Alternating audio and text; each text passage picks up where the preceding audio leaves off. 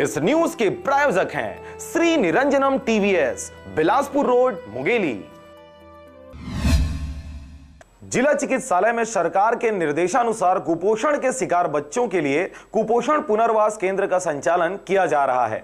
जिला चिकित्सालय द्वारा भी पुनर्वास केंद्र का संचालन सजग रूप से किया जा रहा है। पुनर्वास केंद्र में आए कुपोषण के शिकार बच्चों को संतुलित आहार देकर उनका इलाज किया जा रहा है। साथ ही उनके रह रहे माताओं व परिजनों को सहायता राशि भी दी जा रही है। के लिए जो हमारे पास पोषण पुनर्वास केंद्र है, जिसमें 10 बिस्तर की सुविधा है और मरीजों को 15 दिन रखा जाता है। जो भी कुपोषित बच्चे आते हैं उनको 15 दिन रख के उनको यहाँ पे थोड़ा हाई प्रोटीन डाइट न्यूट्रिशन दिया जाता है और उसकी मदर को भी यहाँ पे फ्री ऑफ कास्ट में उसको डाइट दिया जाता है।